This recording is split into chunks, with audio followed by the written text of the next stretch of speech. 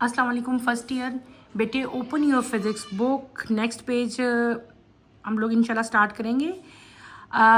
Last lecture में बेटे मैंने आपको law of conservation of angular momentum मैंने आपको कंप्लीट करवाया था और हमने उसमें पढ़ा था कि टोटल एंगुलर मोमेंटम जो है वो किसी भी सिस्टम की जो है अगर उसका एक्सटर्नल टॉर्क उसके ऊपर एक्ट नहीं हो रहा होगा तो एंगुलर मोमेंटम बेटे क्या रहेगी, कांस्टेंट रहेगी। इसको हमने जो है कल अच्छी तरह डिटेल से पढ़ा था और मैंने आपको सारा अच्छी तरह समझाया था। उसके बाद हमने क्या किया था, मैं आपको पढ़ा रही थी एंगुलर मोमेंटम की डिफरेंट एग्जांपल्स। आपकी बुक में डिफरेंट एग्जांपल्स दी हुई थी, उनमें से दो एग्जांपल जो हैं वो मैंने आपको कल कंप्लीट करवा दी थी। A man diving from diving board and second one is a spinning ice skater जो है ये मैं आपको कंप्लीट करवा चुकी हूँ। आज हम थर्ड एग्जांपल अपनी जो है वो स्टार्ट करेंगे। पहली एग्जांपल हमारे पास आती है, a person holding some weight in his hand standing on the turn table. कोई भी पर्सन जो के किसी भी पोजीशन पे टर्न टेबल पे जो है अगर वो खड़ा है और उसके हाथ में कुछ वेट है तो वो भी जो है किस वजह से जो है वो स्टैंडिंग पोजीशन में है और वो गिर नहीं रहा, that is due to angular momentum. ये भी हम अभी डिटेल से पढ़ते हैं। A person is standing on a turn table with heavy mass dumbbell on his hand stretch out on both sides as shown in figure 3.20. As he draws his hand inward, his angular speed at once increases. This is because the moment of inertia decreases on drawing the hand inward, which increase the angular speed. हमने क्या पढ़ा बेटे, मैंने आपको जो है हम examples कर रहे हैं किसकी, एंगुलर मोमेंटम की। थर्ड एग्जांपल हम लोगों ने जो अभी पढ़ी जिसको मैंने अभी रीड आउट किया, क्या है कि आपने कंसिडर करना है या पर्सन, कोई भी ऐसा पर्सन जो कि एक टर्न टेबल के ऊपर जो है वो खड़ा हो। जिस तरह कि आपकी इधर देखो, यहाँ पे आपकी बुक में यहाँ पे एक डायग्राम भी बनाई हुई है। This is turn table. Turn table जो होता है, टर्न टेबल के नीचे इस तरह का टर्न टेबल होता है, ये रोटेट कर लेता है, ठीक है, मूव करता है, इट रोटेट्स, ठीक है। इसके हाथों में क्या है, एक हैवी ऑब्जेक्ट जो है, इसके हाथों में हैवी मैस है, उसको हम मैस डंबल भी हो सकते हैं, डंबल बेटे इस शेप के होते हैं, ठीक है, जो इसने हाथ में पकड़े हुए हैं जो आपको पिक्चर में नजर आ रहे हैं। इसने दोनों हाथों में डिफरेंट मैसेज हैं। मैस में आपको शेप जो आपको डायग्राम दिखाई है उसमें क्या दिए हुए हैं, डंबल दिए हुए हैं। उसने दोनों हाथों में डंबल पकड़े हुए हैं और उसने अपने हैंड्स को, अपने आर्म्स को क्या किया हुआ है, स्ट्रेच किया हुआ है, ठीक है, ऑन बोथ साइड, ठीक है, दोनों आर्म्स। उसके बाद क्या हुआ कि वो अपने हैंड्स को जो है वो नीचे कर लेता है, इनवर्ड की तरफ, ऊपर की डायरेक्शन नहीं बल्कि नीचे की तरफ उसने अपने हैंड्स डाउनवर्ड पोजीशन में इन्वर्ट कर लिए, ठीक है। इन्वर्ट करने के बाद क्या हुआ कि बेटे वो क्या हुआ कि टर्न टेबल जो है वो किसी भी टाइम जो है रोटेट कर सकता है, स्टॉप हो सकता है। तो क्या होगा, एकदम जैसे ही जब वो स्टिल था तो टर्न टेबल भी स्टिल था, लेकिन जैसे ही उसने अपने हैंड, अपने आर्म जो है इनवर्ट पोजीशन में किए, नीचे किए, तो क्या हुआ कि एंगुलर स्पीड जो है वो क्या होगी, इंक्रीज होगी, यानी कि आपका टर्न टेबल जो है उसने रोटेशन स्टार्ट कर दी।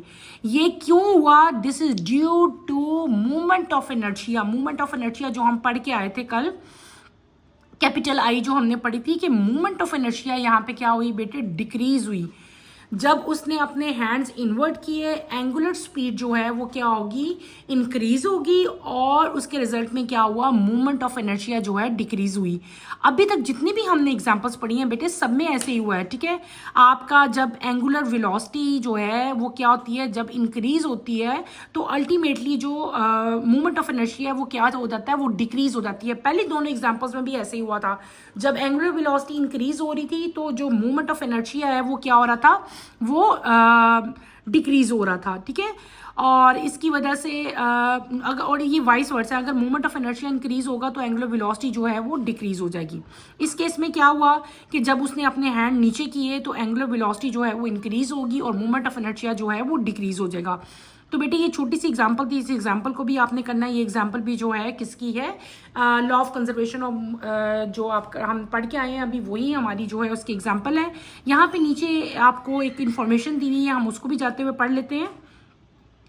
Next, before going to next example, man with masses in his hands on a turntable, conservation of angular momentum required as the man pull his arm in, the angular velocity increases.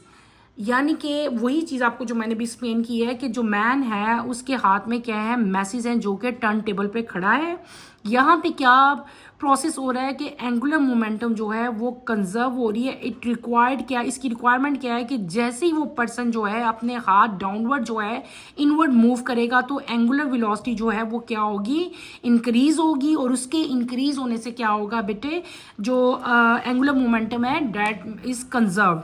यहाँ पे एक और information लिखी हुई है। It has been noticed as when an ice on the polar caps of earth melt, water flows away in the form of river. The moment of inertia of water and hence that of earth about its axis of rotation increases due to conservation of angular momentum. Hence the angular velocity of earth will decreases, therefore the duration of day increases. A very important information है बेटे, बहुत important है। आपको क्या बताया गया है कि इट हैज़ बीन नोटिस, ये चीज़ ऑब्जर्व की गई है, नोटिस की गई है कि जब पोलर कैप्स पे क्या होता है, आइस मेल्ट होती है, ठीक है। जब आइस मेल्ट होगी तो जब वो मेल्ट होगी तो वाटर में कन्वर्ट होगी ना, आइस सॉलिड से लिक्विड में कन्वर्ट होगी, तो वाटर जो है वो फ्लो होगा in the form of river. ये जो वाटर की मूवमेंट होगी, मूवमेंट ऑफ इनर्शिया, जो वाटर क्या होगा, जो अर्थ के एक्सिस ऑफ रोटेशन जो है इंक्रीज होगा due to conservation of angular momentum. यहाँ पे भी एंगुलर मोमेंटम ही कंजर्व हो रही है, ठीक है। तो इन शॉर्ट क्या मतलब हुआ कि जो अर्थ की एंगुलर वेलोसिटी है वो डिक्रीज हो जाएगी। जब मोमेंट ऑफ इनर्शिया जो है वो इंक्रीज होगा तो एंगुलर वेलोसिटी जो है वो डिक्रीज हो जाएगी। और यही वजह है कि जो डे की ड्यूरेशन है वो ड्यूरिंग समर, जब टेम्परेचर बेटे हाई होता है तो जो डे की ड्यूरेशन है वो क्या हो जाती है, वो इंक्रीज हो जाता है। आपने एक बात हमेशा याद रखनी है, ये जो मूवमेंट ऑफ एनर्जी है और जो एंगुलर वेलोसिटी है ये दोनों इन्वर्सली हैं। एक चीज़ अगर बढ़ रही है तो दूसरी चीज़ अल्टीमेटली खुद ब खुद ही जो है वो कम हो जाएगी। एंगुलर वेलोसिटी इंक्रीज होगी तो आपके पास जो मूवमेंट ऑफ एनर्जी है वो क्या हो जाएगा, वो डिक्रीज होगा। एक चीज़ इंक्रीज होगी तो दूसरी डिक्रीज हो जाएगी, ठीक है। और ये फिनोमेना देखो, अब आप जैसे समर होता है, समर में ही आइस जो है वो मेल्ट हो रही है और उन्हीं डेज में क्या होता है कि जो अर्थ की एंगुलर वेलोसिटी है वो क्या हो जाती है, डिक्रीज हो जाती है। जब वो डिक्रीज होती है तो जो डे की लेंथ है बेटे वो इंक्रीज कर जाती है। समर में डेज जो हैं वो ज़्यादा लेंथी होते हैं, ज़्यादा बड़े होते हैं, ठीक है, एज कम्पेयर टू विंटर। ये हमने अपनी थर्ड एग्जाम्पल भी जो है वो कंप्लीट कर लिया। अब हम अपनी फोर्थ एग्जाम्पल की तरफ आएंगे, that is fly wheel. Flywheel is a mechanical device which consists of a heavy wheel with an axle. It is used to store rotational energy, smooth out outfit fluctuations and provide stability in a wide range of applications such as bicycle and other vehicles, industrial machinery, gyroscope, ships and spacecraft.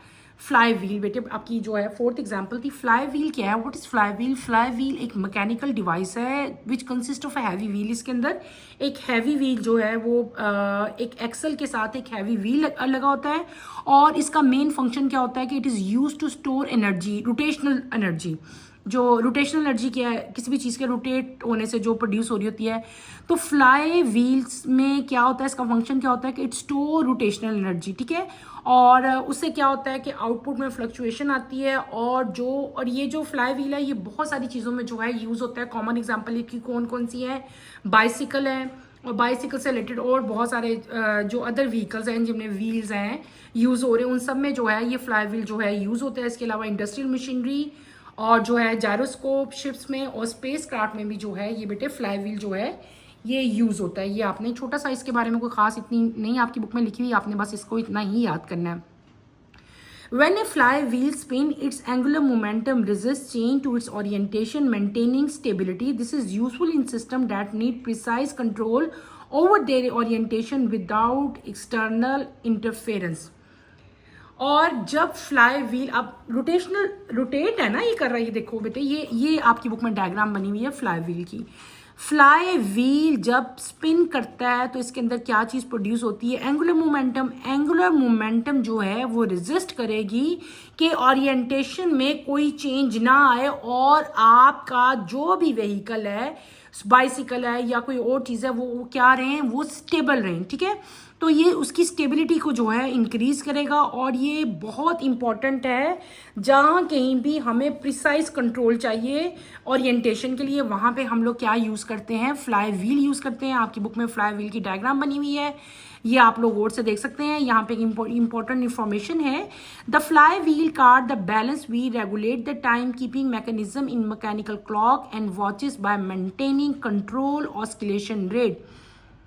अभी तक तो मैंने आपको ये बताया था ना कि फ्लाई व्हील जो है डिफरेंट व्हीकल्स जैसे कि बाइसिकल है, कार्स है, इनमें यूज़ हो रहा है, इंडस्ट्रियल मशीनरी या जायरोस्कोप में, शिप्स में। इसके अलावा जो फ्लाई व्हील है बेटे, इसको हम लोग एज ए बैलेंस व्हील जो है यूज़ करते हैं रेगुलेटिंग द टाइम, यानी कि क्लॉक्स के अंदर भी जो है, जो मैकेनिकल क्लॉक्स हैं वहाँ पे भी जो है वो फ्लाई व्हील जो है वो यूज़ होता है to control, to maintain oscillation rate.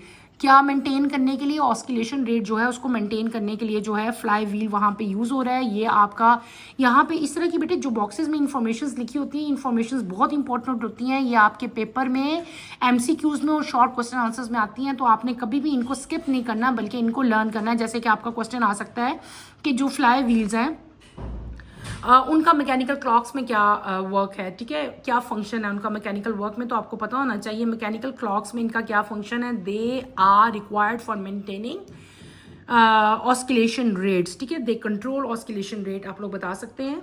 उसके बाद आपके पास आता है नेक्स्ट, आपकी जो एप्लीकेशन आती है, हमने अभी तक 5 पढ़ ली, अब हम नेक्स्ट की तरफ आते हैं, द जायरोस्कोप, ठीक है, ये हम पढ़ेंगे।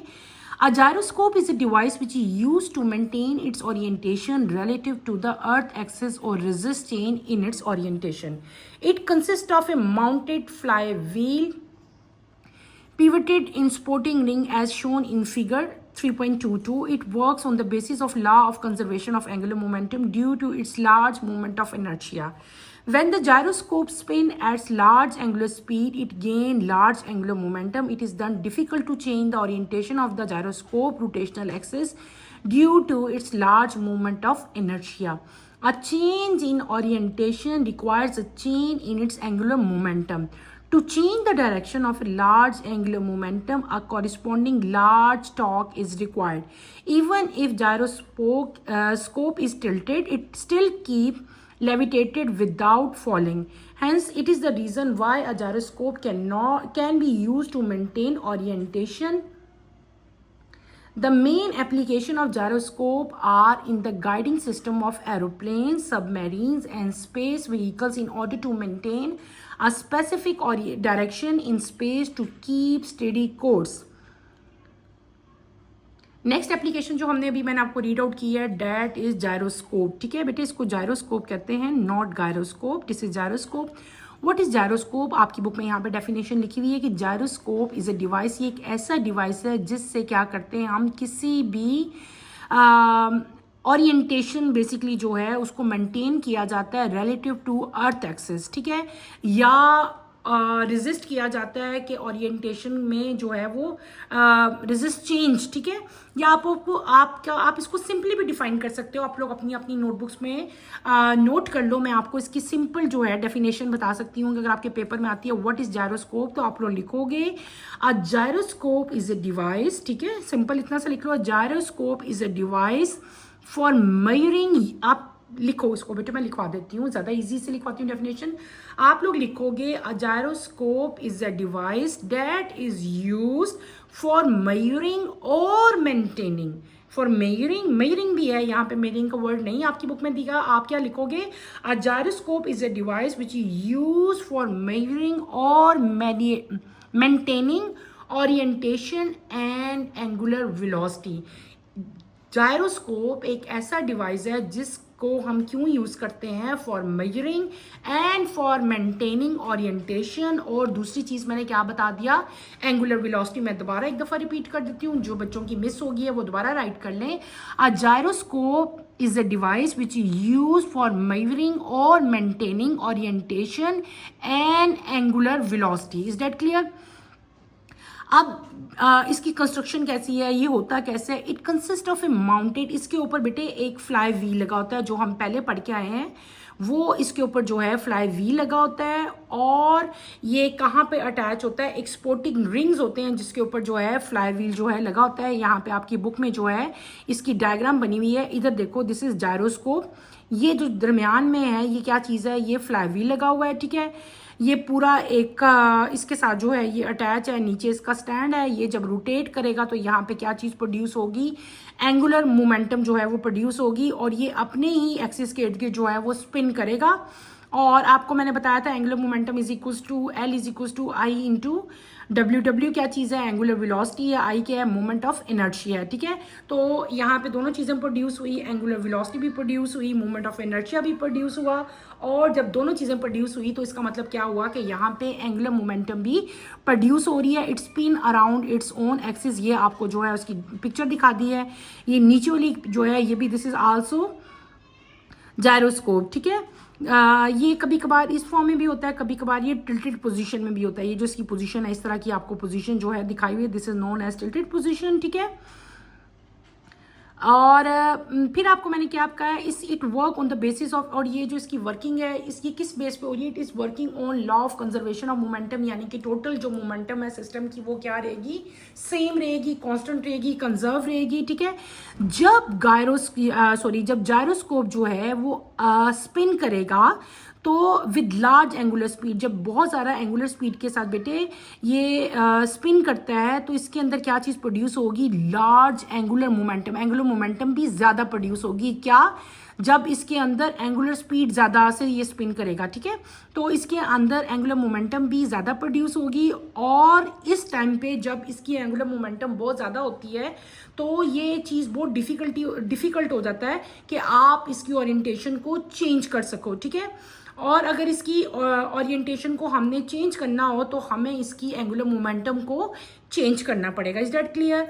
और एंगुलर मोमेंटम को आपको पता है कि उसकी डायरेक्शन को चेंज करने के लिए हमें क्या चीज़ रिक्वायर्ड होती है, we required a large torque to change the direction of angular momentum, is that clear. फिर दूसरी एग्जांपल में आपको क्या बताया है, आपको बताया था टिल्टेड जायरोस्कोप बताया था, ठीक है।